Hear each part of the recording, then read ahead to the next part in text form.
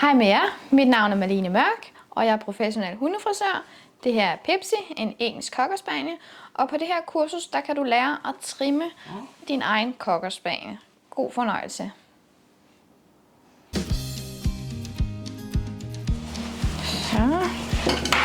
Så tager jeg den, der er helt fin og tæt i tænderne.